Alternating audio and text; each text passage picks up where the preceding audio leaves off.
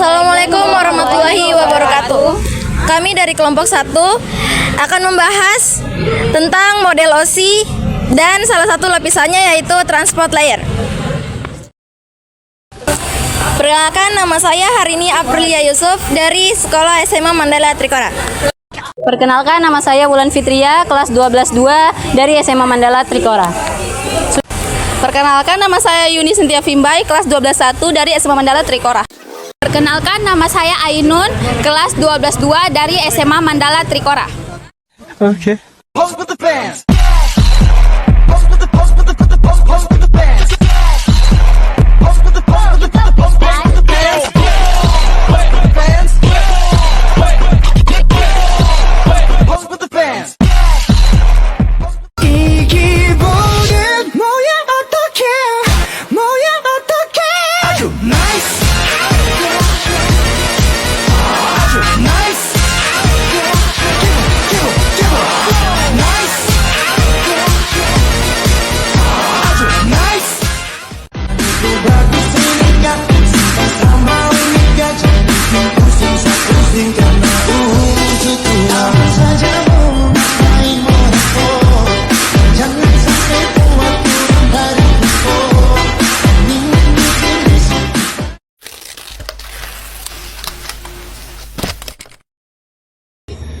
Pada kesempatan kali ini, saya akan menjelaskan tentang model OSI.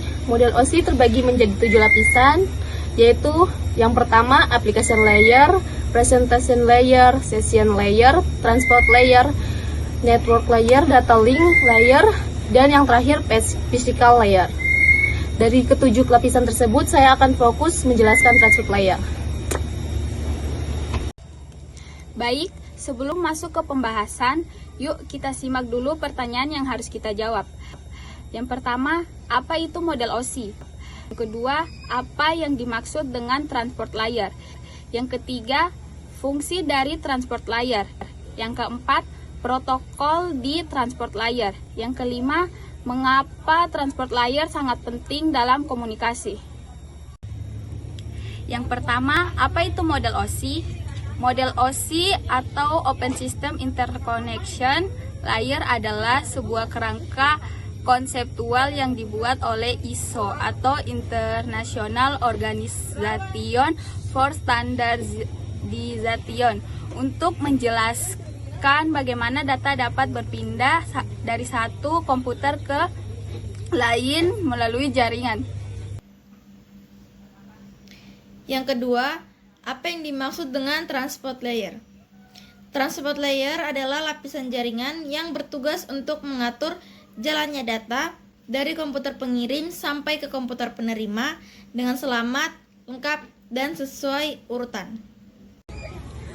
Fungsi dari transport layer yaitu transport layer atau lapisan transport pada model OSI punya fungsi utama untuk mengatur pengirim data dari komputer pengirim ke komputer penerimanya. Yang pertama, memastikan keandalan atau reliability. Data yang dikirim bisa sampai dengan benar tanpa hilang, rusak, atau ganda. Jika ada kesalahan, lapisan ini bisa meminta pengirim ulang.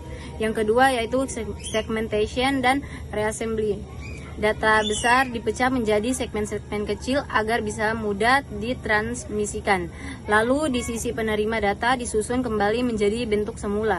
Yang ketiga, flow counter atau pengandalian aliran, mengatur kecepatan pengirim data agar bisa menerima tidak kewalahan saat menerima data terlalu cepat.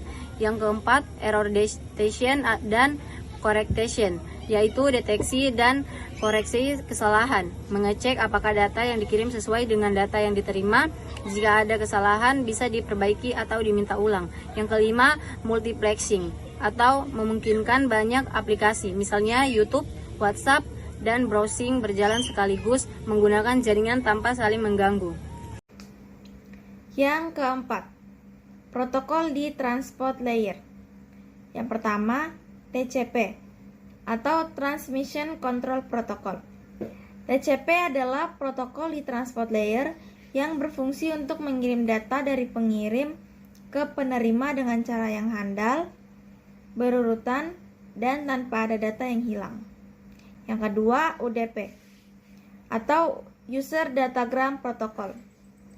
UDP adalah protokol di transport layer yang berfungsi untuk mengirim data dengan cepat tanpa menjamin keandalan, atau data bisa saja hilang atau tidak berurutan. Sebagai contoh, ketika kita mengirim pesan lewat WhatsApp, transport layer memastikan setiap potongan pesan terkirim utuh lalu disusun kembali agar penerima bisa membaca pesan lengkap tanpa terpotong. Jadi, tanpa transport layer, komunikasi antar aplikasi tidak akan berjalan dengan lancar. Sekian, terima kasih.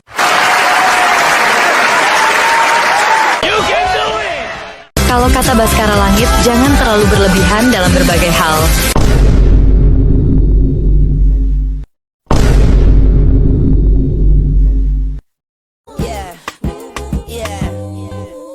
Bobby Valentino.